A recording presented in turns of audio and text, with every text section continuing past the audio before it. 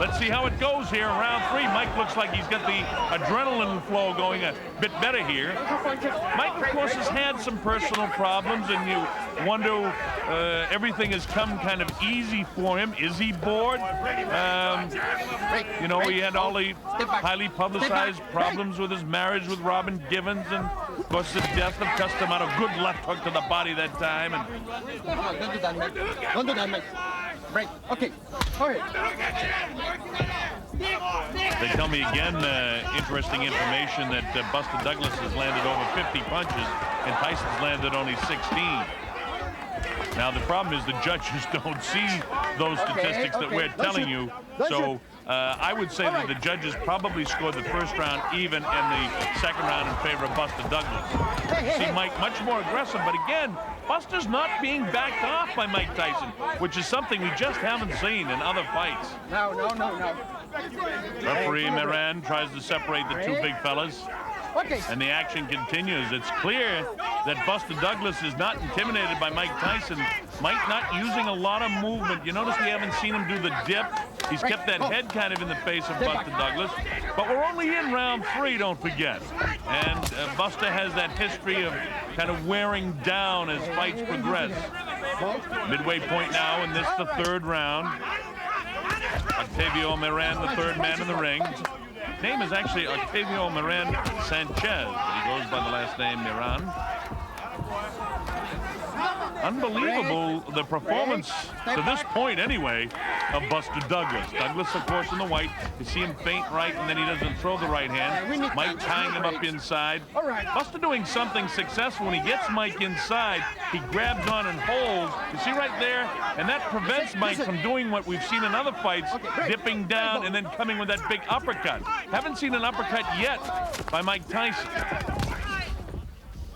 That one he kind of shoots from the hip and misses the left hand.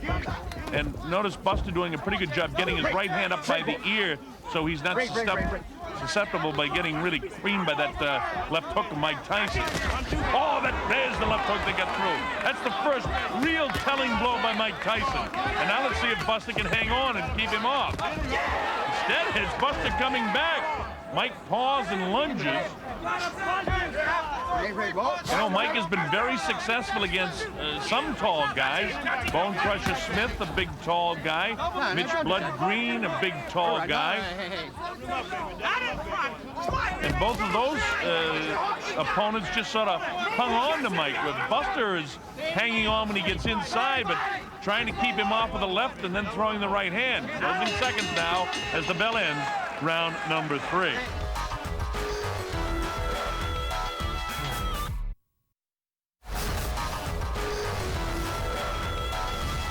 Hey, this is round 4. Bob Sheridan here.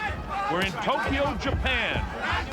And a beautiful arena here where the Yomiuri Giants play baseball most of the time, and the Japanese crowd of some 35,000 on hand here enjoying what they certainly didn't expect. And that's it. We're in the early moments here of the 4th round in Tokyo. Buster has been successful getting his left jab through and holding Mike off. He really hasn't backed Mike off yet, and that will be an indication if maybe Buster's for real. Mike, you saw, landed that big left hook, and then he goes headhunting with the right hand, and that's what Aaron Snowell told him in between the 3rd and 4th round. But again, their philosophy may be to try to wear this big guy down, but at this stage, into the 4th round, Buster not showing any signs of slowing down. It looks a bit lethargic here in the 4th. He's not up on his toes, not shooting out that left as much. Well, there he goes. As I said, he throws the left and the right behind him. Notice another thing about Buster, some pretty good hand speed. And for some reason, Mike doesn't seem to be into it, but he's a guy that, as we've seen so many times in other fights that have gone any distance at all, like against Jose Ribalta that went 10 rounds, and I suppose you could talk about that 7th round fight with Tyrell Biggs, that Mike, when he decides to pick up the pace, can do it.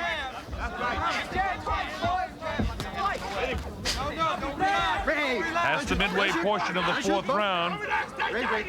And Octavio Moran separates them for about the 20th time so far here.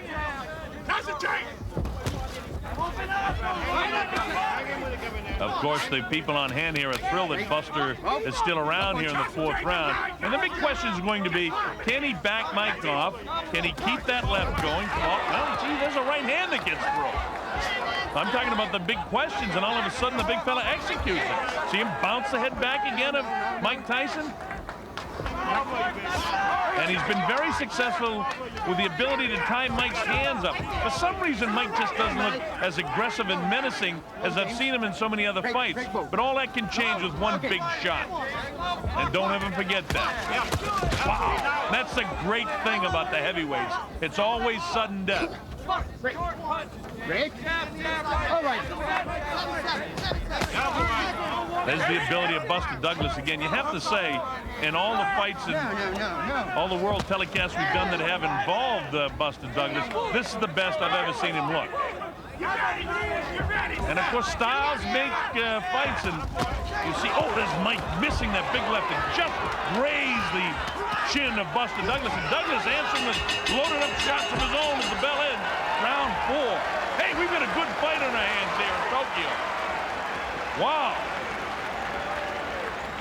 Mike Tyson just barely missed that left-hand shot. And right away, Buster came right back. Well, listen. As Evander Holyfield, of course, he's in line. He's got a $12 million guarantee for June. So, of course, he wants everything to go the way it's supposed to go. Evander, one of the great warriors in the sport, but he'll have his hands full with Tyson like everyone else has had. Because I say that like I just expect Tyson to knock Buster Douglas out, but this fight has got to end first. A lot of confidence in the corner of Buster Douglas. And Buster filled with confidence as we go to round number 5. You know, on my scorecard, I actually have Douglas winning 2, 3, and 4. And look at this, the first 2 big shots and 3 and 4 shots landed, and this is the 5th round, landed by James Buster Douglas. Not intimidated at all. Now you see what I mean about backing him off? This is the first guy I've seen that's been able to do this. As I say that, Mike comes right forward. The trouble with trying to analyze what Buster's doing now is I just have the feeling that Mike wants to drag this into some later rounds. But there was a real good right hand that landed off the hands of James Buster Douglas. No, 2 punches. 2 punches, okay. A little bit of swelling and puffiness by that left eye. See the jab followed by the right hand. Mike with puffiness by that left eye here in the 4th round. No punches, break. Okay. Now Buster's back up on his toes like he was in the real early going. No. You know, as the rounds go by, this guy is gaining more confidence. Okay. So Mike doesn't want to drag this thing any further than he really has to now. Mike never used to be hit as much as he's been hitting this fight. Oh, big right hand landed that time. Buster's, if 2, 3, or 4 is a question mark, he's winning the 5th round handily. You don't need to be a professional boxing judge at the midway point here, and even inside there he lands an uppercut. Mike lunging with the left hand. And Buster seems quick enough on his feet, so as Mike lunges with that left hook, he's able to slide back. A lot of that has to do with the height and reach that he has. But he's chosen to stand and fight with Mike, where Bone Crusher, Smith, when he fought him, and Mitch Blood Green, every time they get any place near Mike, they just tied him up, and it made for a lackluster fight. Buster Douglas, for however long this goes, has come to fight. Okay. No.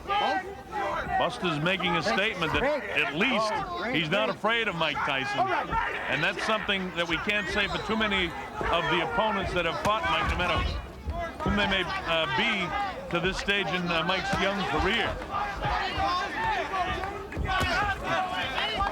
Is Mike having an off night? You don't know. I mean, because again, the guy that lives by the big punishing punches, I've never seen him in any of his fights behind in the fights before. And again, I use Bone Crusher Smith and I use Blood Green because they're the tallest guys that I can recall him fighting. You see that punishing body shot with the right hand to the side of Buster Douglas's body?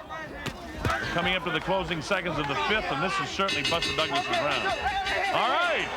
And Buster not taking any of the shenanigans from Mike. And that tells you something in itself. Back into the corner of Mike Tyson, and we'll listen this time. All right? You got to stay tight on this guy, Mike. You got to jab. Right hand around here. Left hook up here. Come back with your right hand. All right? You ain't punching him. I tell you, it's very instructive, educational to watch these tapes again because you watch the fight live, you see it one way, and then you look back and you go, whoa, I didn't realize all of that. Now with hindsight, Teddy Douglas, for this one night was a beautiful fighter, hard hitting, snappy, crisp with his combinations. Just your thoughts on Douglas putting it all together physically in the ring. Well, I'll say a couple things and then I'll say what the key was to me at least. He always had the ability, but he, as we said earlier, never had the constitution, never had the will to go along with it. But he knew how to stand tall. He knew how to throw a jab. He knew how to put punches together. Defensively, he was good. He knew how to fight. But here, watch this. You know what he's doing here?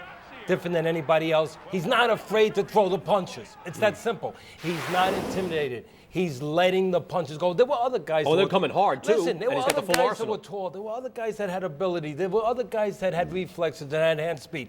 But they were afraid to consistently let the punches go and find the holes. He wasn't afraid to let the punches go. And as this fight continued, and it continued, people slack-jawed just kept watching it. It was, to me, as unbelievable as Santa Claus suffering vertigo. Look at this. Jab, jab, jab, bang, bang, bang. And Tyson has no answer. He's heavy hands too. He's got a real repertoire. I mean, he's got a full arsenal. Ted, he's got uppercuts, hooks, combinations. Has he missed yet? Did I miss something? And here's Tyson. He goes to his corner. I think this is about the 5th round. Right. All of that is causing damage to Tyson's eye, left eye particularly. And what does his corner do? No end swell. This is the Three Stooges with a latex glove with water in it. Teddy, how does Aaron Snow not have an end swell in there in the corner? Well, quite honestly, Don King put his guys in there. He wasn't putting guys in there that had experience, guys in there that, at that point, at least, Snowball was very inexperienced. He got more experience later, but he didn't put guys in there that were the best guys because of their, the apprenticeship they had served. He just put in guys that he could control or he felt comfortable with, and Tyson felt comfortable with, not on a professional level, but as what he thought were guys that would make him comfortable, friends. Jay Bright, it was a joke. Jay Bright is in the corner there. I mean, I remember he used to make a nice quiche, years ago up in Catskill because he was a vegetarian and everything. But that's a little harsh, though, Teddy, right? This was a guy who, too, was in the gym with you guys in the early days, the guy from the house and who was there in the camp, right? Well, no. He made a good omelet, too. But I'm saying... that's his concession. I mean, yeah, I'll make a concession. No, he wasn't a guy who trained with us. He was a guy, quite honestly, that was going to college to become an actor. He wasn't a guy who was part of being a fighter, who was going to become a trainer later on. That was not part of his assignment. That was not part of what Jay Bright was looking to do. But it was a link to Cuss at that point for Mike. It was a link that he was in the house and that he was a guy that, of course, was part of Cuss, but not part of the boxing development, not part of the mechanics. And obviously, they didn't spare any expense on their little trappings in the corner with anything to treat cuts or bruises or swellings. P.S. I don't think they expected this to happen or go past the first round. Well, that's a good point. Yep. Actually, that's a real good point. They assumed, they took everything for granted. This was just another number. This was just another name. They were just going to go in there and he was going to hit them and they were going to go home. It didn't matter if you had professional people in the corner. Or end swell or anything. Yeah, because when he hit them, they were going to go home. All right. We've got more coming up. We've got Buster Douglas, Mike Tyson. Again, it gets fascinating in the later rounds as Buster Douglas would be tested and taste the canvas. We're back after this. Left hand, chopping right, misses. Uppercut landed by Mike Tyson. That's one of the few uppercuts he's landed in the fight. We've been looking for that all night. Oh, that's a nice uppercut that time. That drops Buster Douglas. The count's up to 2 and 3 and 4. His eyes from...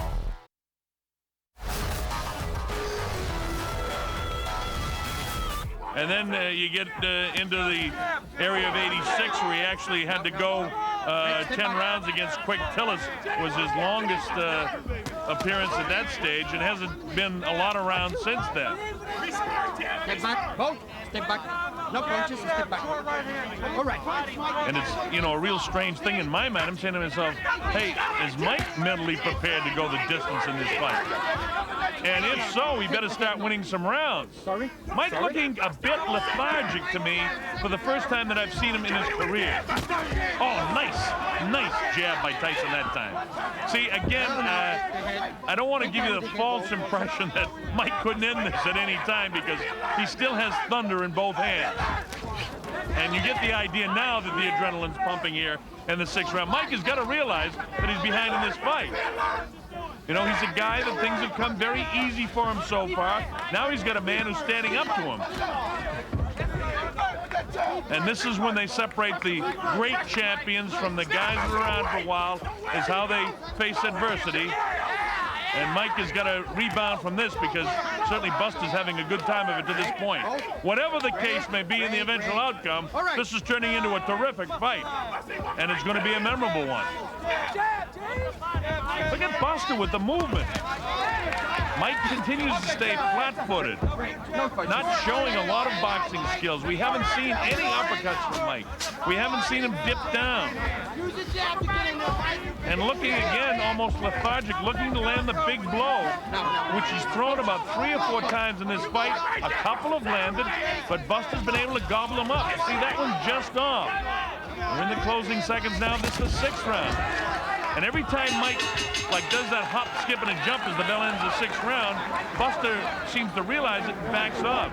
All right, here we go with the 7th round. Bob Sheridan here in Tokyo, Japan. This is for the undisputed heavyweight championship of the world. Mike Tyson in the black trunks having a very tough time of it against James Buster Douglas. You know, coming into the fight, emotionally speaking, Buster probably has everything going for him. A lot of talk about the death of his mother and the dedication, that this is his night and all of that sort of stuff. But of course, one big shot from Mike Tyson can end all that speculation. And Mike looks like he's really trying to land a big shot here in the 7th round. Punch in there, right? Yeah. Break. Break. All right, break. Come on, get in there. The way the fight's going to this point, you at least have to begin thinking the possibility of an upset, because I have Buster considerably out in front of my scorecard. In fact, at this stage in the fight, I don't have Mike Tyson winning 1 round. I scored the last round even. I was stretching to score it even for that round, and I scored the first round even, but I scored 2, 3, 4, and 5, all in favor of Buster Douglas.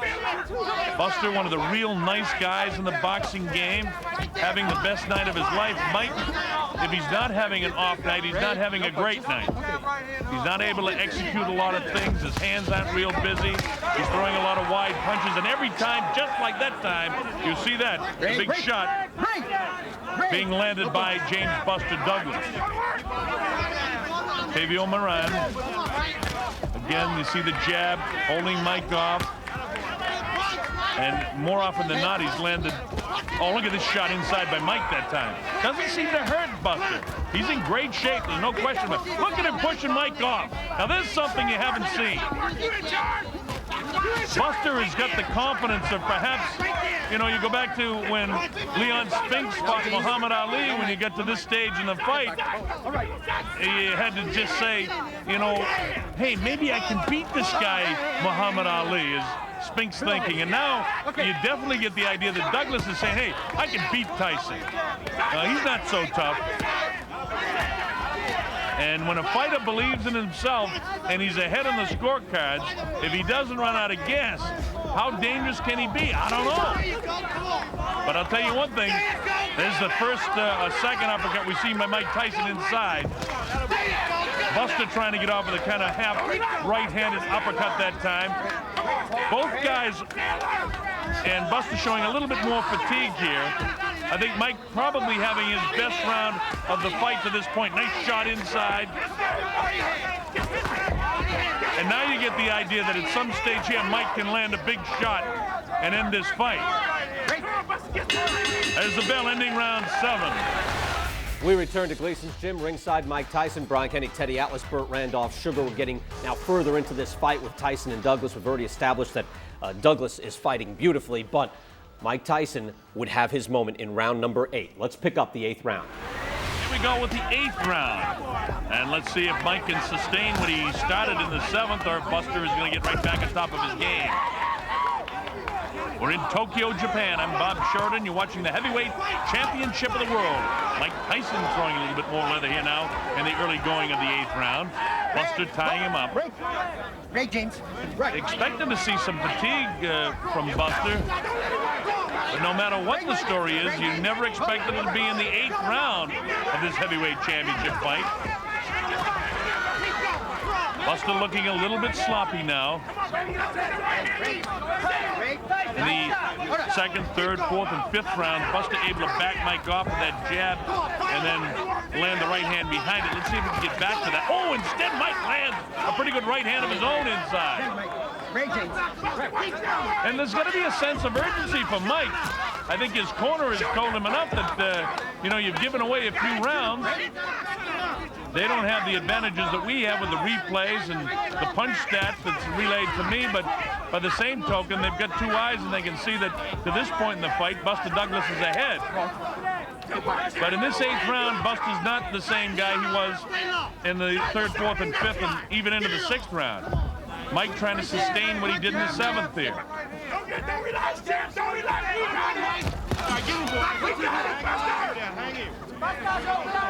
We find out from the truck again that Mike only averaged about 25, 26 punches through the first 6 or 7 rounds, and he's already throwing more punches than that, I think, in the 8th round. He's busier.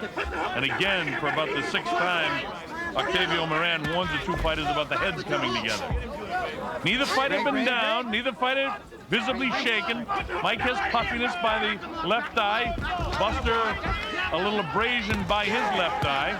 Wow, with the left hand is Buster Douglas. Buster drops that big right hand, but Mike takes it on the glove, and he backs off Mike again with the left. Wow, with the right hand is Buster. Buster trying to really work the left eye of Mike Tyson.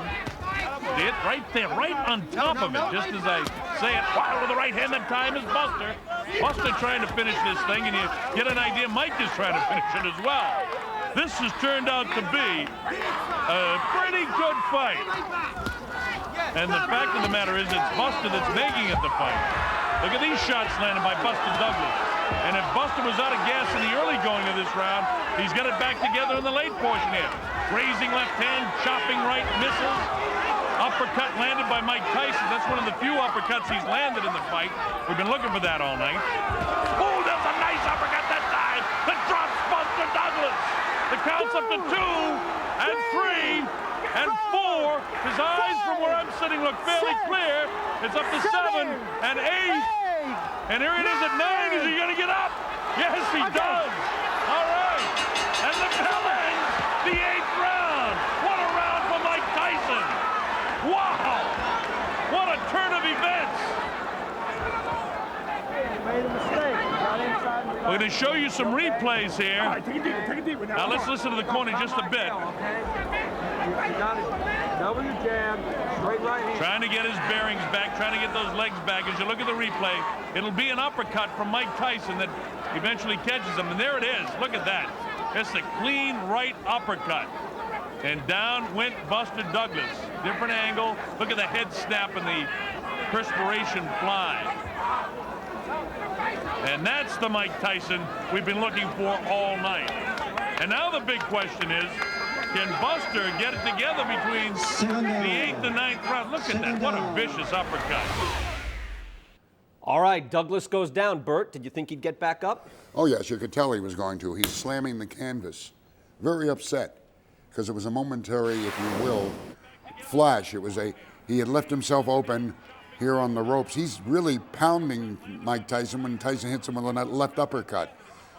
Here it goes. He's there. Right it's uppercut. A right uppercut. Yep. All right, so I'm dyslexic. He hit him with a right uppercut. There's the pounding on the canvas. And what is happening here is going to play back later, not inside the ropes, but outside. Because Octavio Maharan, the referee, counts very slowly at the end of the round. Gets to 9, Douglas gets up. He had picked up the count late, but it's on his count. Right. Later on, after what is inevitably to happen happens. Don King herds the head of the WBC and the head of the WBA into a room in the back of the Tokyo Dome, the egg, and he tells them that he was down more than 10 seconds, therefore that's a long count. Tyson won, he's still champion. And they try to get the referee, Octavio Maharan, to change his opinion. He won't, they still come out with their decision. And they don't understand the firestorm that will happen. Teddy, your thoughts on a man going down, and that Tyson uppercut is a hard shot. He can put you down with any shot. That was a hard shot. What are your thoughts on Douglas getting up? You know, the amazing thing about that was the greatest moment in a fight for Tyson actually was the coup de grace. It was the final shot in the head, so to speak, for Tyson. Because once the guy got up, Tyson was done. He had it. Tyson That was it. left the arena soon as he got up, because when he dropped him and the guy actually had the audacity, the gall, and more importantly, the spirit and the heart to get up, and the character, that was the end right there. It was over. Tyson was just going to wait for the referee to stop it. And if you watch the rest of the fight, he became a game quitter. He took a lot of shots, but he didn't try to win anymore because his spirit was completely severed when that man got off the floor. All right, a fascinating analysis. Let's go to round 9. Again, Tyson Douglas in Tokyo. Well, here we go with round number 9. Now let's see if Mike can sustain it. And he's got the adrenaline flow going. He wants to end this thing now. The 9th round of a fight we never expected to be this far. So no matter what happens, we give a lot of credit to Buster Douglas for making this a big, big fight. Tyson trying to end it with one big shot again. He's down, he comes with the uppercut. Somehow or other, Buster's throwing shots back. Look at this. Buster is not ready to pack it in. His mind is willing. Are his legs still there? Mike misses with that vicious left uppercut this time. We're in the 9th round, a place nobody expected us to be in. Look at these shots just loading up by Mike Tyson now. Mike wants to end this. He's had enough of Buster Douglas for one night in Tokyo.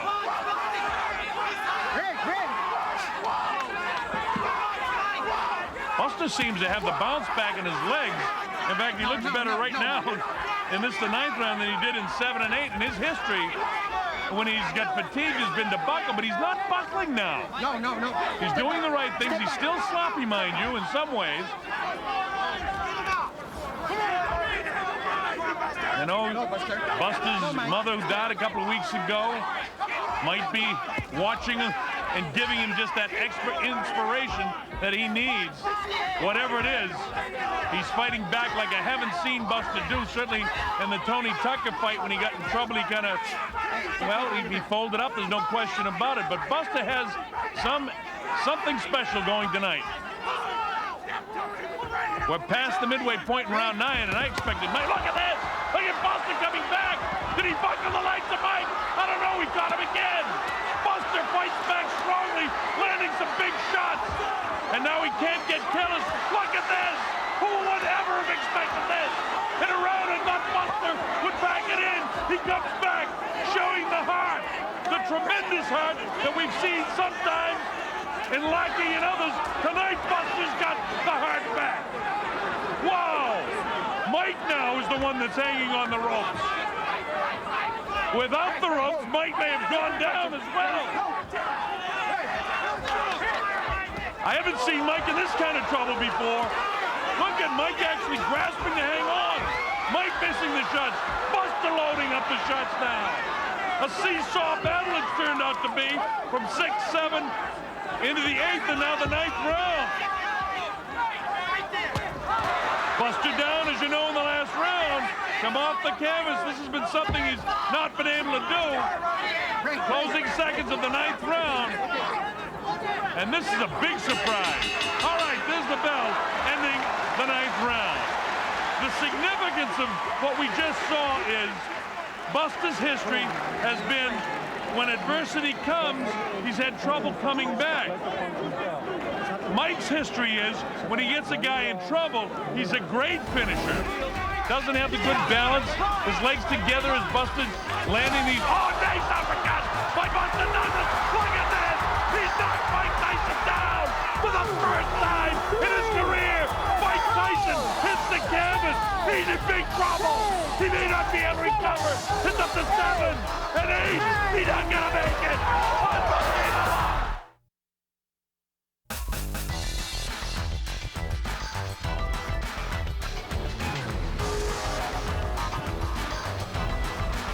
We return here to Gleason's Gym. Brian Kenny, Teddy Atlas, Burt Randolph, Sugar. We're ready for round 10. And as Teddy said, a guy kind of shutting it down after Buster Douglas got back up. Here we go. The coup de grace, if you will. Round 10 of Tyson Douglas. It was late in the 8th round when Buster was in a lot of trouble when he got knocked down. But in the 9th round, Buster actually came back. Look at these and these replays. You see Mike get one big shot in there, but Buster led it to a 3. And look at this. Buster catches him behind the head, another flush left hook, trying to get those arms free. Bangs the body back upstairs in the head. Buster doing just about everything right, but Mike landed that big shot in between, but it didn't take a toll on Buster. Round 10. Buster Douglas absolutely having the night of his life to this point. Oh, Mike tries to land a big right hand to open the 10th round. Mike wants to finish this thing in the worst way. And according to my scorecard, he almost needs to. Let's see if Buster can sustain through the 10th round. Oh, right hand landed as the referee was breaking them.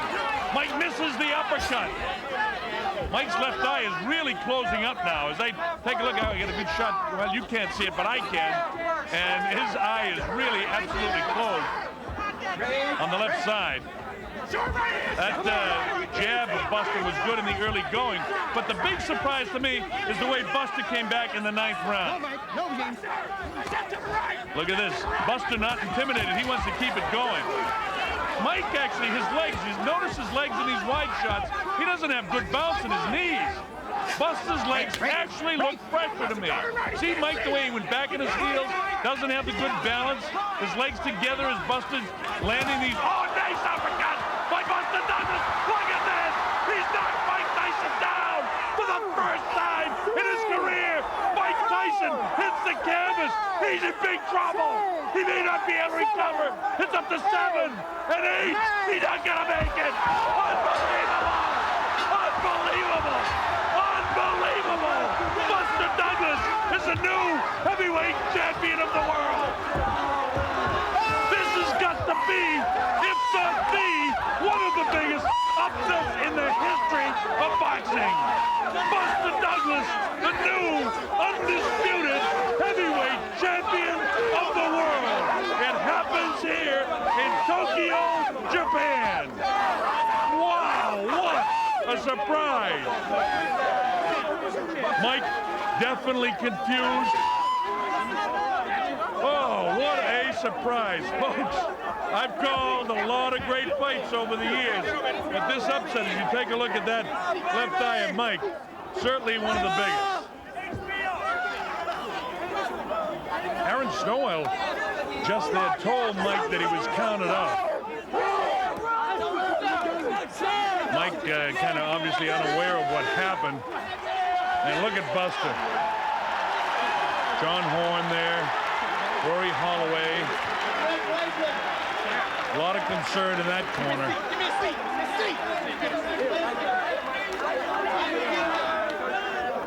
What a scene here in Tokyo. Who would have believed this? Boy, I'll tell you one thing. When the heavyweight championship is on the line, this is why, folks, you can't afford to miss them, no matter who the opponent is. This is unbelievable. 2 jabs.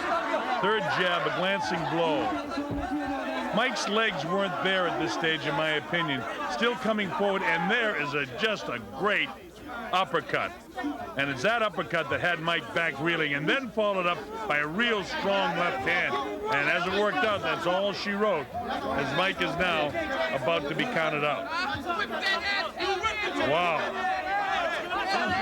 Boy, you talk about Mike being out of breath and out of gas in some of the big upsets. This is unbelievable. I'm out of breath and out of gas. This is a draining fight to call and to watch. But what a great sporting event to be at. I mean, you're talking about Clay List and Spinks and Ali, some of the great upsets of all time. This is going to the record book. Folks, what you've seen is now, I mean, now that I can think about it, is really a very, very historical fight.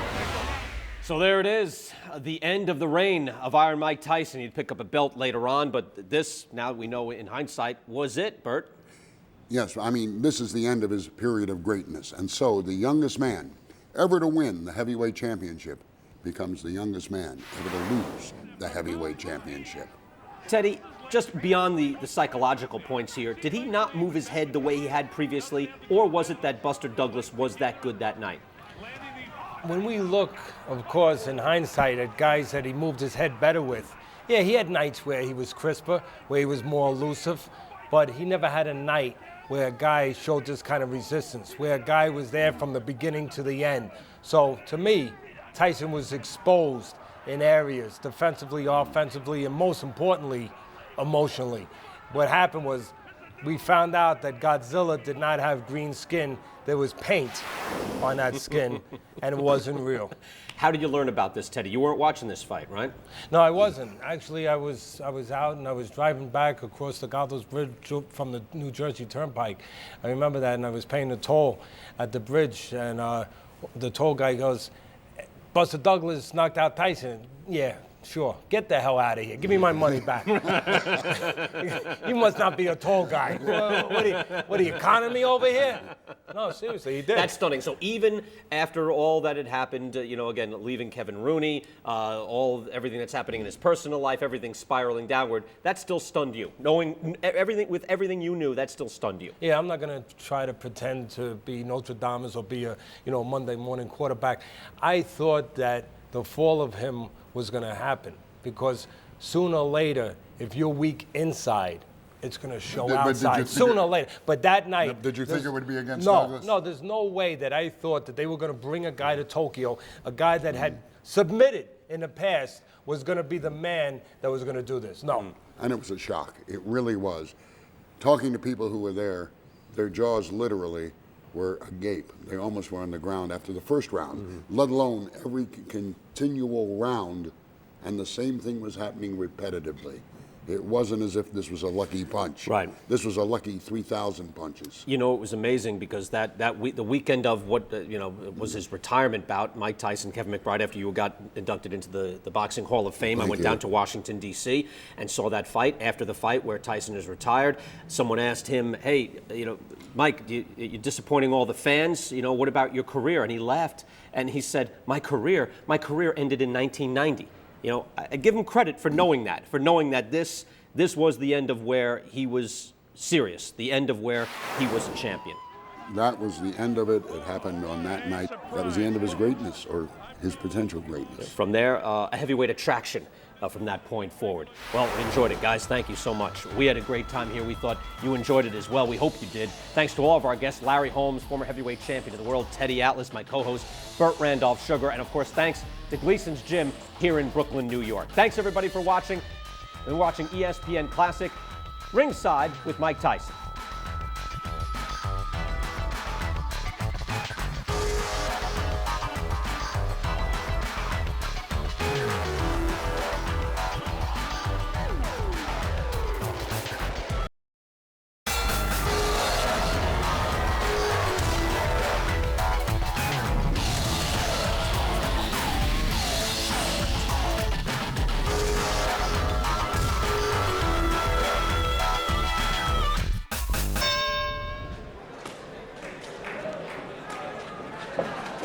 Going to rounds, I seem to be no problem because in my mind, I can go 10 rounds right now, 12 rounds right now, because my body and my mind is prepared to go only for the certain limit. If I'm prepared to go 3 rounds, I can go 3 rounds. Perhaps in my mind I get a little tight only as in the last round a little. And if I have to go 10, perhaps by now I'm a professional, I've been training, my mind is a lot stronger. I can go a strong 10 rounds. It's not as strong, only barely tight in the last round, because mostly it's all mental. Because now being a pro, after going 4 rounds, I wasn't even tired, and fighting as an amateur, only when it comes to the last round and the last minute or so in a round, I'm breathing heavy, and now I notice it only has to be mental. It couldn't be physical. I'm capable of doing it within a year and a half, of winning all 3 consecutive titles in the heavyweight organization.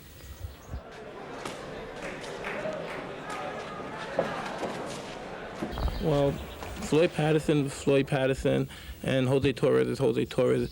They learn from the same teacher, but you could take 10 Harvard students, and they all learn from the same teacher in the same school. And then when they go to perform in a court as a lawyer, they all have their certain character which they perform under. And I think it's the same way in boxing. You can have the same teacher, but with the character you possess, you always come out to perform different.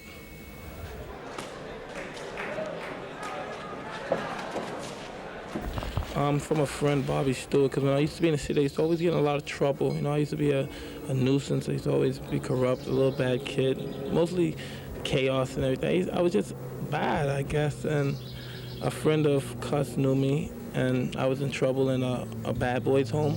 And he was a good friend of Cuss, and he used to fight under Cuss, and he brought me up here. And that's how I met Cuss.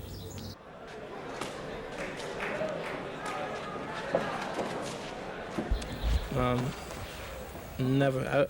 Mike Tyson's career could never be hurt or blemished from any amateur career, because the people in general, the people that count, everyone knows what Mike Tyson's about. Mike Tyson's about making exciting fights and pleasing the people, besides being a good fighter himself. And not being in amateurs, it was disappointing, not going to the Olympics and all, but I think within a few years I'll make up for everything.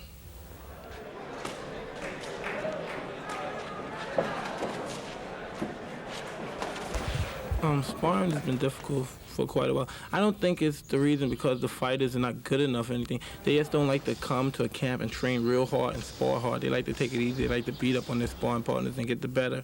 But that's false confidence, I think, when you know the sparring partner's not giving his all and you're in there just hitting on them and using them as a punching bag, you might as well don't even spar and just go hit the bag. When you're in there with a fighter and both of you are giving your all and you're both good, determined fighters, some people say, well, that's fighting in the ring, but that's what it's all about. It's all about fighting in the ring, knowing what you're made of, and then coming to the ring and fight. Because when you're in the ring, the guy's not going to hold back. He's going to fight you.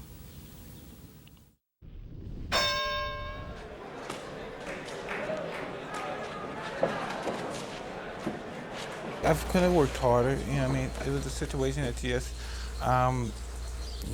I became lackadaisical, and I just wanted to go and get it over. I really didn't want to go there. You know, I really preferred to stay over here.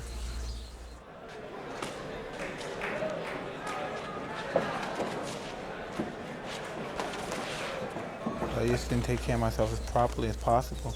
And still in all, I believe that even though that I fight up to par, still, I should have won that fight because of the situation that happened. But then again, you know what I mean, I never cry over spilled milk. It's over, it's over. I just base my opinion, you know, the situation. I'm not crying over it. That's my opinion, that's what I believe. And that's, it was a fact because it was witnessed. And so, it's just one of the things. I was sleeping and I got my ass whipped. And it doesn't change me. I'm no different, no less of a person or anything. It's just I gotta brush myself off and come back.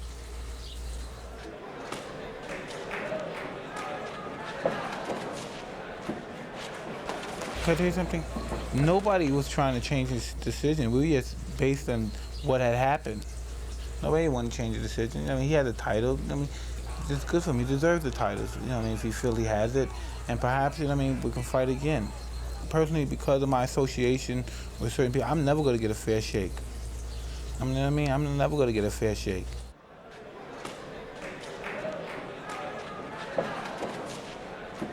Not at all. I just like to live the way I want to live. I like to do what I want to do. And I shouldn't be, judged or castrated for that because everyone does. You know, it can't be a reason because if I'm a kid that doesn't have any way of making it, of being justified in the social status of my peers of now that I'm rated, you know what I mean, it's just saying, you're a peon, you stay away. And then when a guy of my status who's not educated, you know what I mean, not from schools of Harvard, Oxford, Yale, Cambridge, you know what I mean, and I can go places they go, I can be accepted places they are accepted, you know what I mean, they shun, you know what I mean, and basically I'm just totally an outspoken guy. You know what I mean? I say what I want to say and I do what I want to do. And people, they're appalled to that.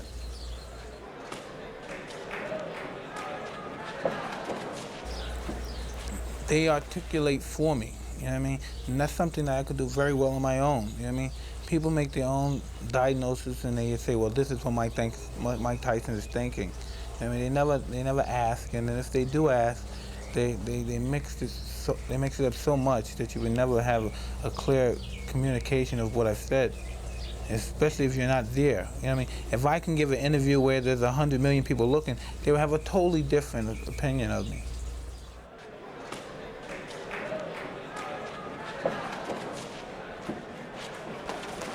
Well, I believe a lot of people want to see. They want to see me self-destruct. They want to see me one day with handcuffs and walking in the police cars, going to jail, like you seen Marlon Brando's son. People, they love seeing. Look, this is what I told you. I told you he's headed for that. I told you he's headed for that. You know what I mean?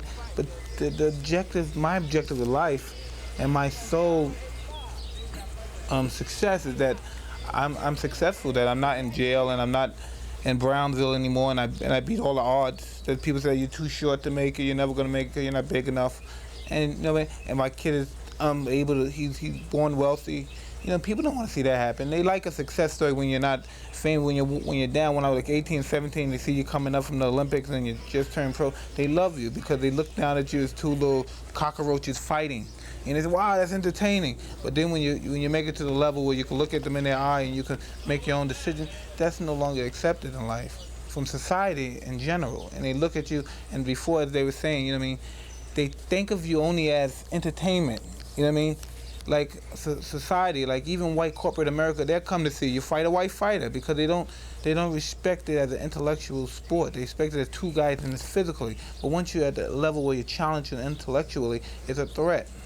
You know what I mean? And when you're dining and you're hanging out at the places they hang out, and you're making it as a social status where they could never dream of seeing you at. When at first they perceive you as something, as a piece of entertainment. It's one of the books that's on your night table, and the book is called The Maverick Mindset.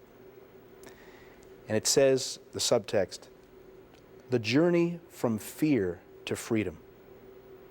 Why is that book appealing to you? It's just overcoming situations that you believe that were unable to be overcome. That's how I take it. People have so many different variations that you can take it, but I always see it as something that that you never, a boundary which you never cross because of that fear factor.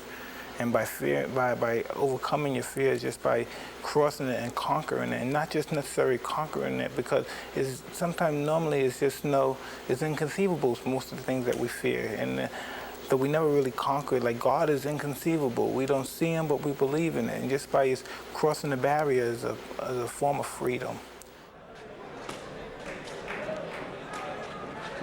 You know what I believe? I believe if we pray 5 times a day, we try our best to do what the Quran or whatever book of religion which you follow do, and there's no God, so what do we have? We have some knee burns, we have some burns on our forehead, we pray, we may starve a little bit during Ramadan and miss some calories or some proteins or something, but say there is a God, and then we have paradise.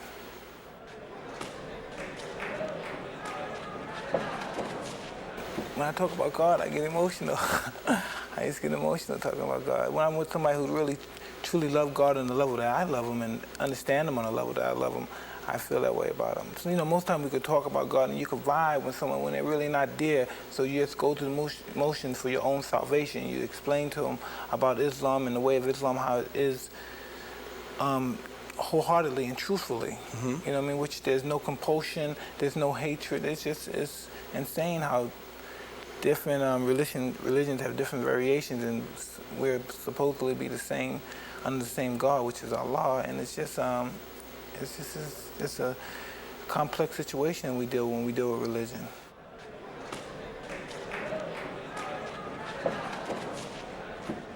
His salvation, his understanding, he enlightened me. Before I became a Muslim, I've known Muslims all my life. You know what I mean? But I never had any inclination of becoming a Muslim because I didn't think their conduct was, I thought it was all hypocritical. But then when you run into people individuality allows people to act certain ways, and certain people conduct themselves in other ways, and certain people conduct themselves in ways that are different from that. And I was just saying, a Muslim is just your conduct. And when you conduct yourself Islamically, and only God can judge you, basically. You know what I mean? Men judges men's action, God judges your heart.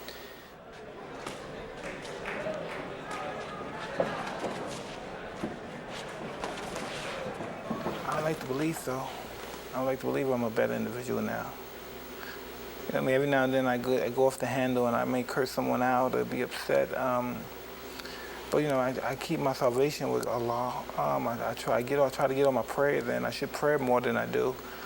And instead of I pray like probably 3 to 4 times, I should pray the whole 5 times.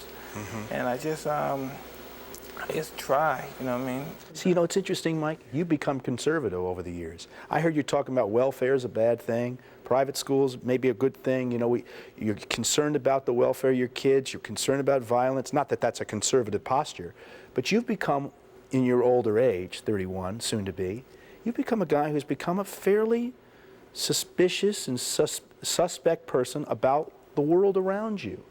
You know, you have to, because you know, when you think about when people say, well, I want my kid to grow up like me, we're lucky, I'm lucky. My son may not be lucky to survive what I survived. My daughter may not be lucky to survive. I don't want them to be some radical nuts. You know, I don't want them to say, well, we're going to fight for this cause. I want them to say yes, sir, no, sir, and just go to school. And I know people say, you weren't like that, but... You weren't like that. I know, but they may not be lucky and be out there in the streets hustling. You know, I'm just so happy that they're in the situation financially, and they got a good, listen, they got a father that cares about them, and they got a mother who's bright and intelligent and knows all the proper way of taking care of children.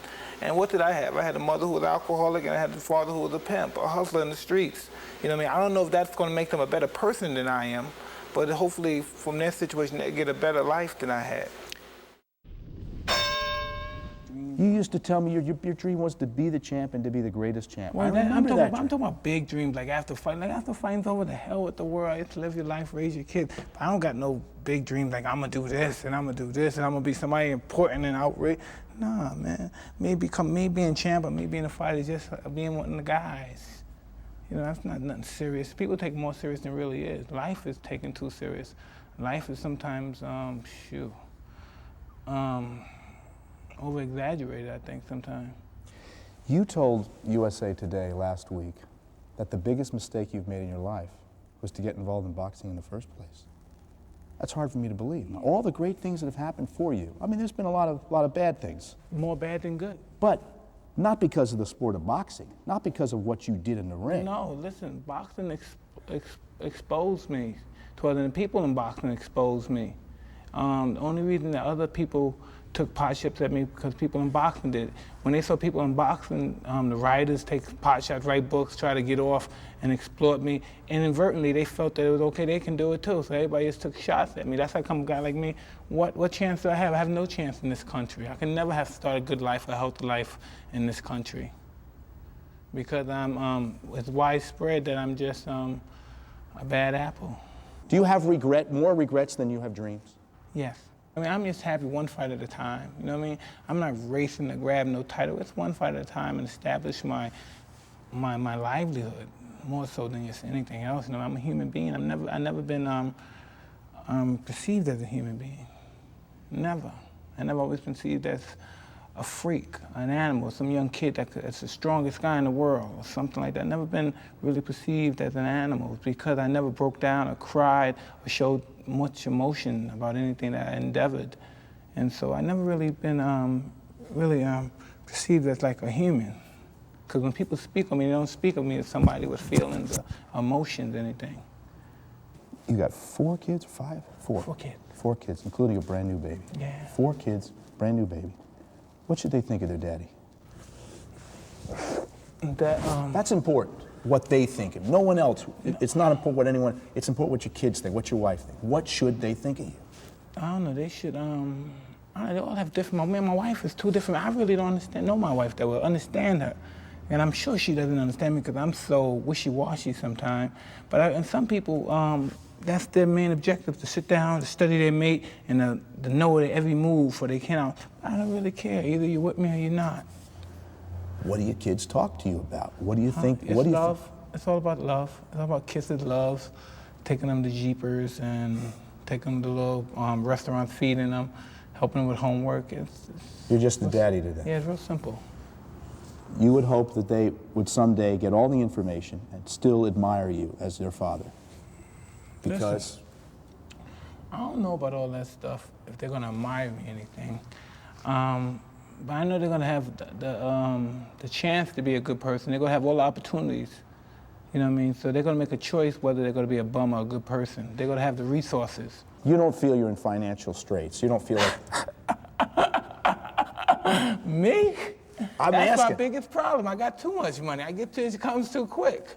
That's my biggest problem. I wish I had money problems like... Well, we hear all these rumors, oh, he's got to fight because he needs the $50 million, and that the government's got $30 million on the houses. Listen, can I tell you something? How much, if I owe people $20 million, how many times I have to throw my right hand to get $20 million? The reality, how many times I have to throw it?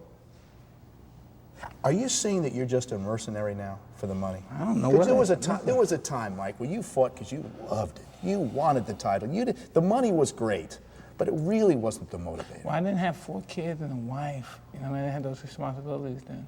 So I could just fight when they have to fight, go grab a girl, then just, come on, let's go to Bahamas for 2 weeks and just hang out. Then if I get tired, I say, well, you go back home and then call somebody. You know, you can't do those. What's it like to go to a sheriff's office and to have to register as a sex offender? I don't know, it's just no. Did it feel demeaning to you? I have no, I don't get embarrassed. I have no dignity in that perspective. Like when I was there, right, there's nothing but ladies. Like, there's nothing but ladies in the sheriff's office. So the lady said, well, what did you get convicted for to be here? Well, I said rape, and I said real loud, and my friend said, no. He said, sexual assault. And the lady started laughing. There's rape. They said I raped somebody, you know what I mean? But after the all ladies came, hugged me, kissed me, I signed their autograph, because anybody that's a sophisticated adult and they seen the situation that happened, you know, that's bullshit. You know what I mean? But you didn't rape her. Listen, we're not gonna go. I don't want to touch it too much, but it's so much bullshit. Yeah, I raped her. Give me a break, okay? Remember Raging Bull, the movie? Yes. There's that scene where Jake LaMotta, I think it really did happen, but it was in the movie. Robert De Niro, as Jake LaMotta, starts banging his head against the wall. Why? When he was in prison, right? Yeah. Did you ever feel that way? I'm too sophisticated to do that.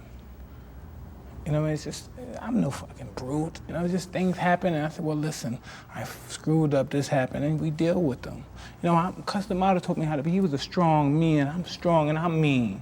And there's nothing that could break my spirit from that perspective. Nothing's gonna make me get on there. I'm never gonna get on my knees to no one.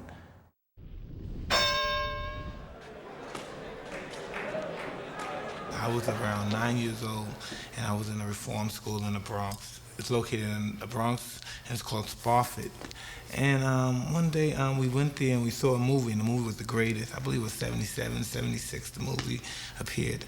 And after the movie played, Muhammad Ali walked in, and I was just flabbergasted just to look at the champ. It was just, and after that day I said, wow, I'm gonna be just like this man. You know what I mean? And I don't know, it's just, he just gave me an inspiration to accomplish something, to have a goal. He just gave me a goal, and just to just label him as a boxer is just as a disjustice, because he motivated people's morale and their sense of belief and moral standards in himself. He would have been a great general, a great leader, a great congressman, a spokesman, if not a fighter, but with the same character and personality that he possessed now. He was one of those rare, interesting people.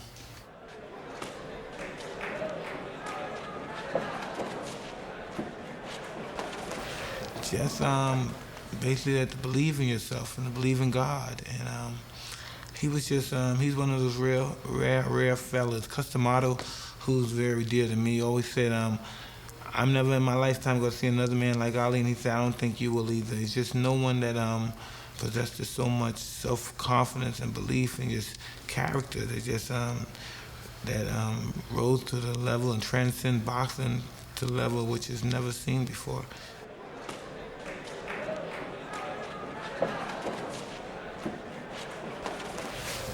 from somebody that's just a great fan of boxing. I see from so many different aspects, and I just watched them. I watched the fights from 1890s, 1880s, and I just love the fact just to see how Ali, he's just head and shoulders above the rest, just and personality and presence alone, you know.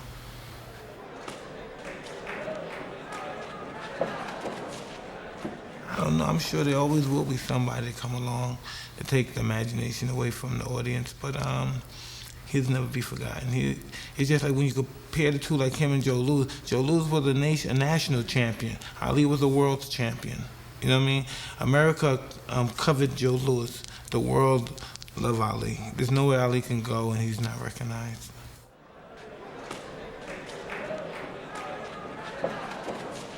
Well, I like to get a hold of it, you know, and I like to just be prepared when I do get a chance. I just don't want to rush into it.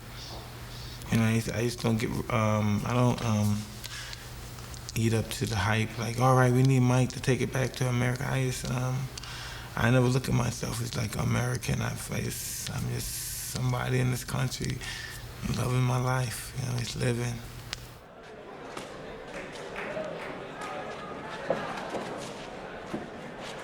Well, I wouldn't say that. There's so many great fights. You know, there's two guys that are nobody that can get together. The chemistry's right. That's a great fight. There's been so many great fights.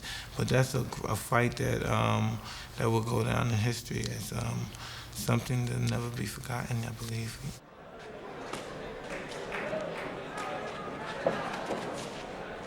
I had a great deal of respect for Muhammad Ali. I had a great deal of respect, and I've never seen a man of his stature before in my life, and I just never forgot him. I just thought that's something that I would want to do one day, to accomplish the fame and fortune that he accomplished. This is the first time you sat down for an interview with ESPN in a while. Why now? Why did you want to talk to us? I don't know. You know, I'm gonna tell you something, Jeremy. I'm crazy, right? Because I'm running around here mad at everybody for no reason. And I just, I don't know, I'm probably just mad at me. It's mad, I don't know what I was mad You're not mad anymore? No, at least I don't appear to be, no. You seem happier than you've been in a while. I'm just happy that I just went to, I had a, God, I don't know if it was a revolution, but I just, some kind of weird revelation. I just started just forming, bonding a life with myself and with people around me who I feel close, and life is too short to hold grudges, to be angry at people, and I'm just happy as existing. You described yourself a few months ago as very angry. Angry at everyone, hating everyone. What's changed? Because I know the problem stems basically because of me. And every time I wanted that problem to end, I could cause it to end. And that's what I do now. I just cause all my ill troubles just to disappear. People used to pay to see you fight, and they paid a lot of money to see you fight because they respected your boxing skills, your acumen in the ring, your power. Do you think they're paying that money now for those set of skills, or is it because they think there's the potential for mayhem every time you step in the ring? I don't know what anyone pays to see, but I know when they pay in abundance. So whatever it is they're looking for, I hope I must be giving it to them because they continue to pay. Do you ever feel, though, that sometimes, I mean, with all the things that have happened, that it feels more like a sideshow than boxing? I don't believe that. If that more of a sideshow, I think probably that they believe mostly when I'm outside of the ring and I've given it some apocalyptic kind of statements. And other than that, I think they take my performance and my fighting very serious. It's just sometimes the outcome of my fight, if it may be brutal or else it just may be somewhat particular. I don't know, but I'm just happy as that, you know what I mean, that I'm the kind of fighter that I can always get a payday and people like to watch me fight.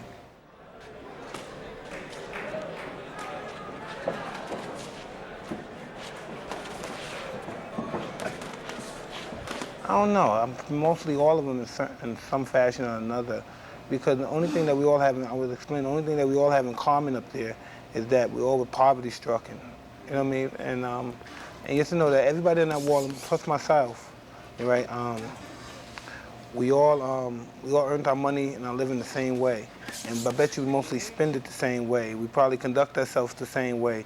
And it's just so wild that, it comes a time in all of our lives we all go back and say, because I listen to a lot of the interviews, that they could live their life over, they would do this, they would do this, they would do that. A lot of those fighters, like myself, have been involved with people who are older than them and more sophisticated than them when they started fighting, and they've been abused and taken advantage of. And I know a lot of them have to be bitter. They have to grow old being bitter, because I'm just a young boy compared to those guys, even in their prime. I'm probably their age now, right? But I'm just saying to myself, those guys have to be bitter, because I know the stages I went through, dealing with shifty managers, shifty promoters, and your shifty people involved in the whole envelance of boxing. And I don't know how they made it. They're a hell of a men than I were. In 1998, you were evaluated psychologically by doctors at Massachusetts General Hospital. They determined that you were suffering from depression, as you just said, low self-esteem, and that you had problems with anger management. How have you tried to address those problems? That's all they said was wrong with me? I don't know if that's all. Oh, okay. Well, those are among the things. Well, if those are the basic issues that's wrong with Mike Tyson, then I've joined a long cast of people, famous and not so famous, with that medical condition. And then if that's the problem with me, then that's basically nothing, because I know everyone in this room probably at one time or another, probably now, that they never let people know that suffer from those symptoms. But I'm not walking around the street, oh, Mike, you're a horrible guy. I'm a winner. Because if I wasn't a winner, your guys wouldn't be here. It's that I'm a fuck up sometimes. But as far as low self-esteem is not being a winner, I have my moments of low self-esteem, but I know I'm special, I'm very special. And by being very special, you can still have low self-esteem. I just know I'm a winner and I can do whatever I want to do, and I'm capable of doing whatever I want to do. It's just sometimes I punish myself because I have so much, because I'm so, and it seems so bizarre that I say that. It's just that sometimes I feel guilty because I'm so much of everything. And sometimes I want to, and it's so bizarre to say this to you. I'm sometimes actually, that's just part of this illness or depression, that sometimes you just try to be the bad guy because I feel like I don't deserve as much as I have, because really, when you really look at it, I'm so fortunate, it's not even funny. I know you must have been asked this a million times, but I never heard you answer it. Do you think it would have been different had Cuss been around, and how would it have been different? Yeah, it would have been a lot different, because Cuss, I was very respectful towards Cuss, and until recently, it's been difficult for me to be very respectful and be very accepting anyone else, as far as not a role model, but somebody that would set a good example for me, because I'm very, I don't know, I'm sinister sometimes, and sometimes I could be, I don't know, irritant, but I just try to, after all the mistakes I made in the past, I just try to gratify them by just living a positive life and try to do the right thing, which is sometimes difficult, but I made a lot of mistakes when I was a young kid. No one ever says, wow, I'm a 20-year-old kid with a bunch of millions of dollars.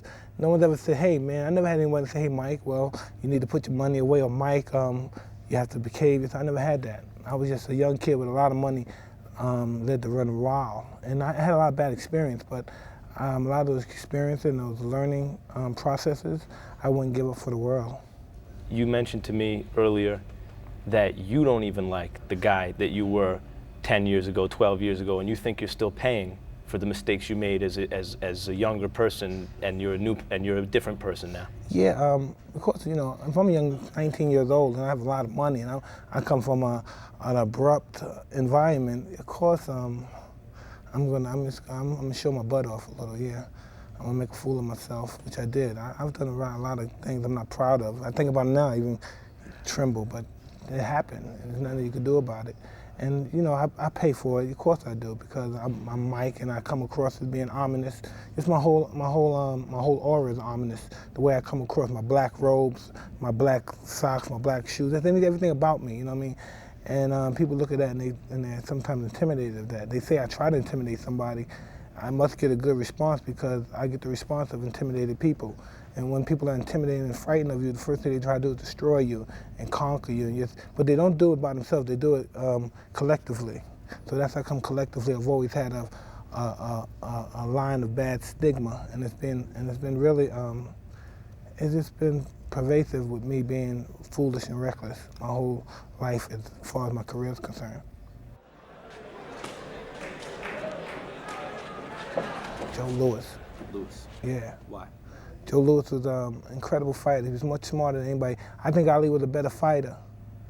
But I think he would have beat Joe Louis, but I just think Joe Louis was the best. Joe Louis he was just so pragmatic and just so delivering, and just to see him having those guys turn, and he gets turned, he just does it like he's breathing. He's a master. He had a great teacher. You know, sometimes people say that's not fair because they had great teachers, but how can you rate them if you don't rate them? They can't learn by themselves, because at that time, most of the fights like Dempsey and those guys, they were learning by themselves. No one taught them how to fight. They learned by getting beat up. But Joe Louis learned. His trainer once said, he said, no, Joe Louis can't beat Jack Johnson, which I think he could have, but he said, Jack Johnson's a manufactured killer. Joe Louis, he's a natural killer, while Joe Louis is a manufactured killer. So in other words, he had a great trainer who was also a great fighter, prepare him for his life as a fighter. And it was tremendous. Joe Louis is an incredible, incredible, incredible fighter and individual. You told me that you don't believe that people root for you. Did you hear the ovation that you got for Hamed Barrera when Buffer introduced you? Someone told me that, but I didn't believe it. You got the loudest ovation out of everyone that was introduced, and you weren't even there. I don't know why people attached to me. I dig on it, though. I'm going to take advantage. I'm going to ride it all the way till my wheels fall off. I'm just ride it to it, and I don't know why. You know what I mean? Because I'm a moody cat, and sometimes I'm difficult to get along with. But I don't know why everybody just grasps onto me. It's not a phony bone in my body.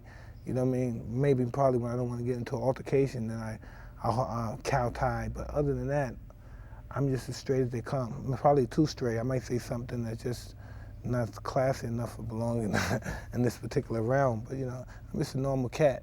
In the boxing realm? What's not classy enough for the boxing realm? Man, listen, I done said things that I've been castrated for, man. Come on. I was just teasing about Lennox kids. Lennox Lewis.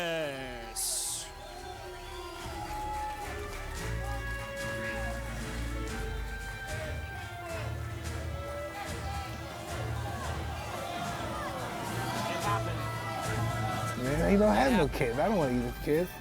Golly, I have kids. I don't want to eat this damn kid. I want to play name association with you. You don't have to answer in one word, but whatever comes to mind.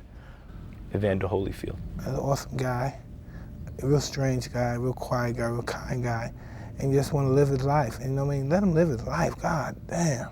So what if you have two or three? Man, we're human beings. We're going to screw up, man.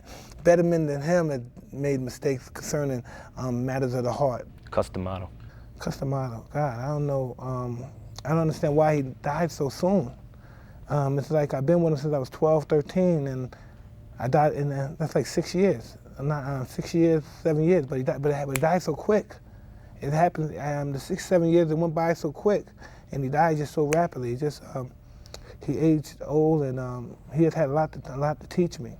And I really believe that he was real fond of me. In fact, that in the position of actually loving me, and it just sucks. You look at him as a father still? No, I cannot equate because I've never been in that relationship. Father-son, shit. I can't do this. I'm talking about somebody that's so close to me and so much involved with boxing. And I never evolved my personal life with my fighting life. I learned that, and it's just that when we talk about them, that's my personal life involved with this bullshit. And it's just, I said, how the hell am I got the two? You know, I try not to put the two together, but it's just so hard not to put the two when you mention it. Should I hate Robin Givens as a boxing fan? Because, you know, Robin Givens was married to Mike Tyson, which wasn't a picnic. It was like Friday the 13th, right? So, but nah, man, she wasn't that bad of a person. She was married to me. I'm no angel, and this thing, we were just two young kids that shouldn't have been married and was kind of famous. It shouldn't have been married in the first place. What do you want to tell your fans, the people who still love you, who give you the shirt off their back if you saw them in the street? Do you want to tell them anything? Just don't give up on Mike, because Mike has got a lot of fight in him. It's just that Mike's the kind of guy that got to bring the passion out. I mean, it's one of those guys that gets boom, wake up in the instant and say, come, let's just go fight and win. You know, and then sometimes I could be trained every day and just be not into it and get beat by the cheapest $2 whore out there. But that's just how I am, character like that.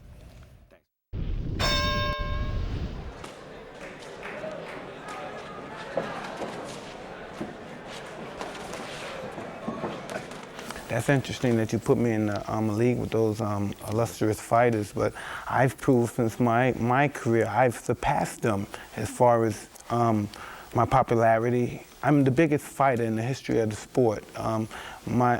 If you don't believe it, just check the cash register. You know what I mean? It talks for itself. You know what I mean? There's no athlete in the history of the world that ever demand and receive the money that I received for the smallest amount of work. Why do you think that? Because I'm angelic. But still, I'm just scum. But I'm angelic, and I take the both, and I just deal with the both. You know what I mean? Because it seems to face, you look at these people, most of these people don't particularly care for me personally, but they must be here because they would love to go to somebody who strokes them and be nice to them and take them to dinner and say, wow, you guys are nice, and beg them to write nice about them. But people in that particular position, they don't know who their friends are anyway. I know all these guys are not my friends, so I don't care what they say about them. And plus, besides that, I'm very consistent in my my attitude, my assault with the press and with the people in general, as they are consistent with theirs. So I believe fair exchange is no robbery, so fuck it.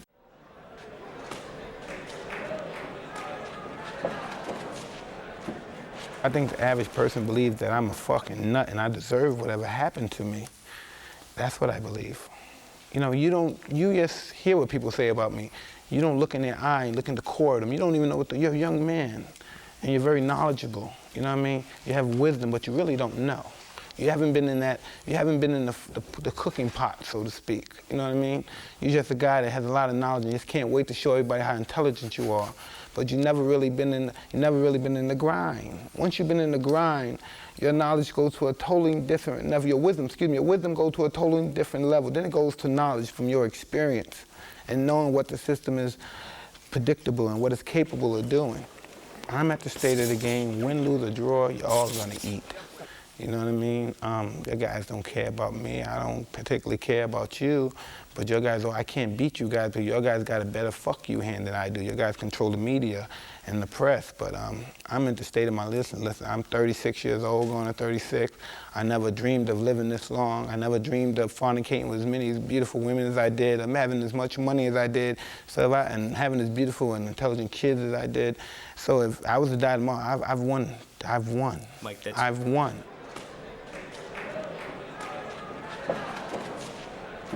Sometimes I know I say things and I offend people. I ask this lady lewd questions because I'm in a lot of pain too. You know, I'm just in the pain that I'm going to have for the rest of my life. And by some way, a little is probably, I'm trying to give some of that pain to y'all. You know, I mean, sometimes you guys have no pride, so it doesn't matter what I say. It doesn't affect you guys because your guys don't care about nothing but money. So every now and then I kick your fucking ass and stomp on you and put some kind of pain, inflict some kind of pain on you because you deserve to feel the pain, somewhat of the pain that I feel.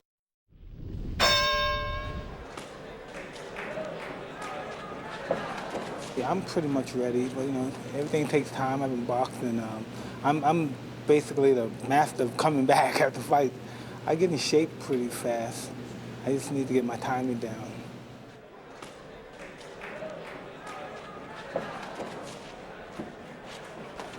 Sometimes I think it is, but then I enjoy getting in shape. I'm pretty vain in that perspective. I love when my body looks in shape. I love when I have the endurance to run 7 to 8 miles and box 10 rounds. And I like staying in shape.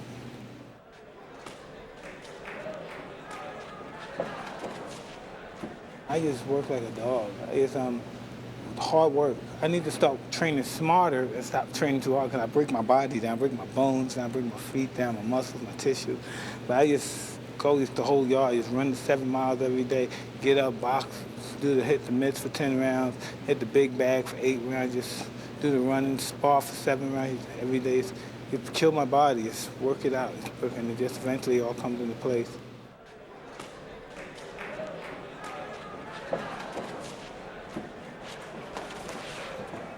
Well, it's not as hard as I anticipated it would be, but I'm blessed with having a strong body. I'm blessed with not ever being in a situation where I've been into a great deal of brutal combats, like most fighters have been in. And I've just been blessed all around. My physical attributes and my endurance to continue to persevere all this time. But I just feel good, and I think the fact that I haven't taken a lot of beatings and been into a great deal of wars, I think that contributes to me being able to endure the test of time.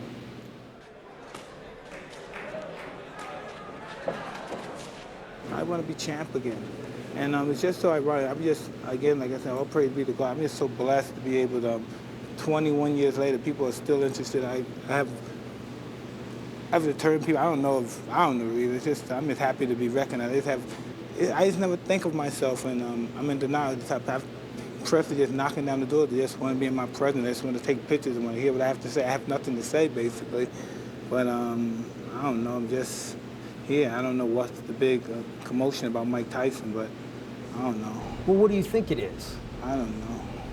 You must have some thoughts about it, Mike. Maybe I manipulated the press so well that they continue to hang around.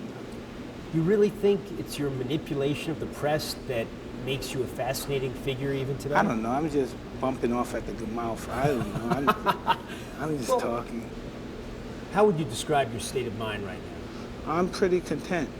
I'm pretty content and happy. And my situation calls for me to be that way. And I'm just happy that I've become mature enough and able to handle the situation that I'm in and just the frame of mind that I'm in. Where have you found this newfound maturity? Oh, it just comes in certain stages of your life. And in this stage of my life, I understand that this is who I am.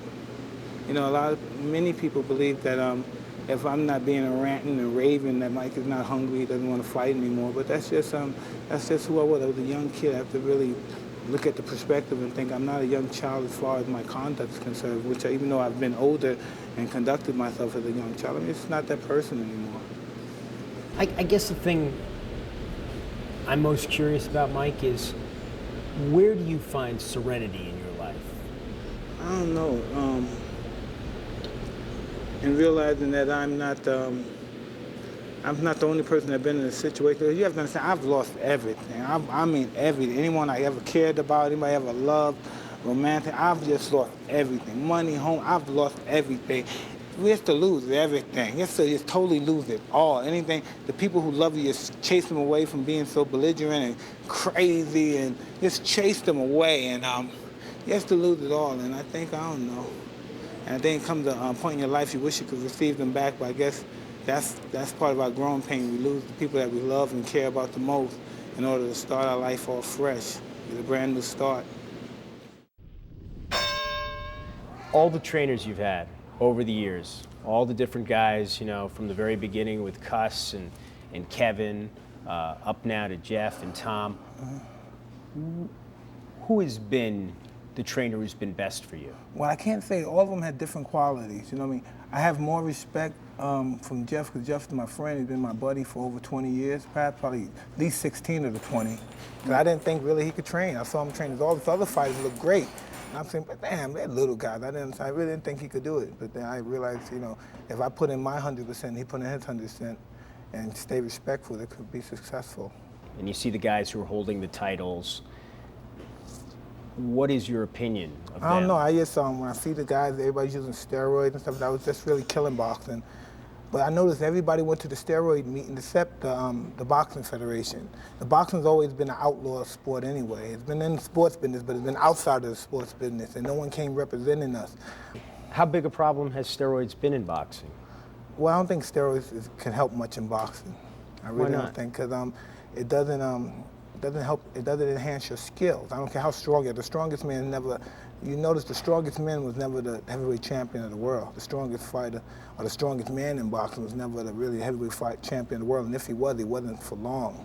This is this is a sport of intelligence, speed, integrity. This is pretty much a noble sport, and the nobleness of it all is the struggle of it all. And I don't think steroids helps any. Why don't you ever look bad physically? I'm just too vain. It's too vain. I don't know. I used to watch the old fighters. I watch guys like Gene Foreman, Carmen Basilio, Ray Robinson, all these guys, Kid Chuck. You watch all these guys, right? The Rocky Mafia. You watch these guys, Dick Ty. You watch these guys, Amy Griffin. You look at their bodies. God, golly, you say, you sure these guys, they should have used these guys for when they did Michelangelo or David or these guys. They should have used, these guys' bodies are just, there's no athlete that has a body like that. Perfect physique. It's just perfect. And I'm saying, look at these guys. You know what I mean? It's incredible. And I always wanted to be in that frame of mind. You look at guys like Mike Weaver, Ken Norton, golly, forget it. These guys, and you look at their body, even people in time, they say, wow, this is a man, this is an athlete, this is how an athlete should look.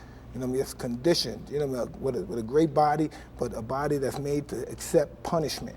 A body that's made to just take a man beating him with a bat. It's just made to absorb punishment. What did you respect the most about Jack Johnson? How hard do you think he had it as a black champion at that time? Well, listen, you just have to think, this guy was marrying and dating white women, regardless of their stature, if they were prostitutes, if they were fast women. People were getting lynched for reckless eyeballing, for looking at them, and he was dating them publicly, which I thought was crazy. You know what I mean? So he was doing things out in public where people wasn't able to do since in the 50s or 60s, basically, in public. And it was just crazy. And he was really brass. He was really somewhat disrespectful in some forms, even though, and as this term, he was somewhat disrespectful as well, the way he talked to certain people. But I thought he was just an icon of dignity and pride for his time, for the people of now, you know what I mean? The people of now times. People look at him as somebody that fought against the white man, but he wasn't. He wasn't that kind of guy because he wasn't for pro-black either, Jack Johnson. If anyone knew that, he wasn't pro-black. He was just pro being equal. You know what I mean? He didn't believe in marching, and he didn't believe in fighting for black. He wasn't for the black cause either. He was for Johnson's cause. He was pretty selfish as well. You know, that's just being very honest. You know, I'm just being honest. I know Jack Johnson. I knew his history. He was pretty selfish as well. He thought more about Jack Johnson. He really did. You know, people talk about the great heavyweight champions and their places in history and what they mean. What is your place in that history of heavyweight champions? I don't know. I'm just happy to be remembered by the people. You know, if they think I'm one of the greats, and I'm just happy to be. All those guys basically my heroes. So I'm happy to be mentioned in the same breath. That was just my dream. I never wanted to be better than those guys. I just wanted to be able to be friends, that those guys knew my name and I could shake their hand. They say, hey, Mike, how you doing? And I would say, whoa, Jersey Joe Woodcock knew my name? Wow, that's really crazy. Muhammad Ali, Joe Frazier, they know my name? And that's a big thing to me. When one day I met Joey Giardello, and he just came to my training, and I was just I was like, whoa, that's him? And I always read about him and his handicapped son, Carmen. I've been reading about him ever since I was a young boy. And I saw him one day, and he came in my training camp, and I was jumping rope, and I just couldn't work out. I was just, I don't know, I broke out in hives. And I was just so happy to see him. I was just, wow, and I said, wow, that's Carmen. I just knew his whole life. And it was just amazing that he came and saw me. You know what I mean? I just thought that was awesome. And these guys knew my name, and that was a big, that's better than those guys. That's more important than me receiving $1 million. How do you prevent your life from ending as a Greek tragedy? Oh, it's never good. No, I never had a Greek tragedy. I probably was on the track, but I've never, nothing tragic about Mike Tyson. My life was tragic before I got involved with boxing. Living in Brownsville was pretty tragic. That was tragic, but I never had no tragedy. I had some money, lost some money, I went to prison. That's the basic everyday life. James Keating went to prison. A lot of people went to prison. Mike Milken went to prison. You know, Jesus Christ went to prison. A lot of people went to prison, but that's not the end of their lives. You know what I mean? That's really not the end of life. It's probably the beginning once they come out. Because there's a whole different life then. There's a whole different life that we'll be preparing for once we get out.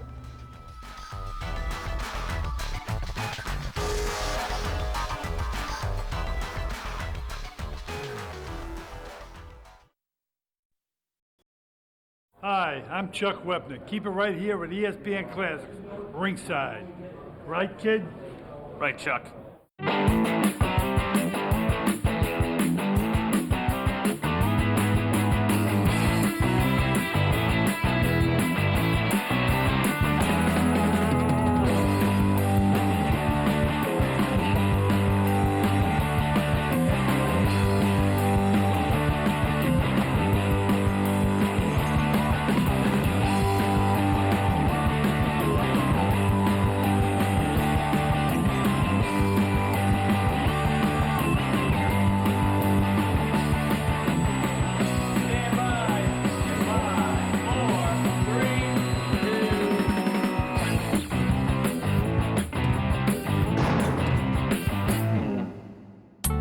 I think it's important that we're doing this because we are the sports historians of television. It's our job to tell the stories of sports history and boxing history, and it's a natural, I think, and I don't think anyone's better equipped to do it than we are. We have the library, we have access to the experts, the people who participated, the passion for sports history. ESPN has the best fight library in the world, and we have to mine that. We've seen the Ali fights. Everyone loves the Ali fights, so we're going to trot them out. And everybody loves the Mike Tyson fights. We're going to get them out as well. There are some lines, George Foreman, when he fought Muhammad Ali, and Muhammad Ali looked at him and said, "Hey, is that all you got?" And Foreman answered him by saying, "Yeah, it is." Where we're pretty fortunate is that, we have access to Bert Sugar and we talk to Bert about all these guys, and so you can get this real flavor of who are these people and kind of that real context, so you can really tell a story, which is really what's so important, I think, with Ringside. Is it's not just here are the fights, it's giving you context, it's really trying to tell the story. I think the great thing about Ringside is that it is a 6-hour stunt, and we let the show breathe. We give the guys time to talk and tell their stories, and we're recording history as only they can tell it. And I like the constant use, Eric, of the phrase "real McCoy," which is a boxing term, by the by. There used to be a fighter named Kid McCoy, and he had an imposter who was claiming he was Kid McCoy. And one night he met him in the ring, in a bar, and the guy was expounding how he was Kid McCoy. And McCoy hit him in the mouth, knocked him out, and stepped over his prone body saying, "I'm the real McCoy." Boxing. What we do here is recreated in all its glory, and I think it has a lot of glory. Here, on Classic, we have time. To be honest, if we're doing a Sports Center segment and I'm talking to Bert Sugar, I'm going to get 2.5 minutes. And that's great by TV standards. On Classic, we might do 10 minutes, we might do 14 minutes, and you really get the depth of the history, and you really get all the stories out that you want to get out. At 6 hours, I occasionally, watching it, wait for Jerry Lewis and his kids to come out and make a plea for funds. In TV, usually time is the enemy, and no matter how much time you think you have to wrap up before you want to. On these shows where we knew we were doing boxing marathons, we had time. These aren't things that should be covered in a minute and a half. These things need time, and to have everybody in one spot at one time telling these stories, for us, was really magical.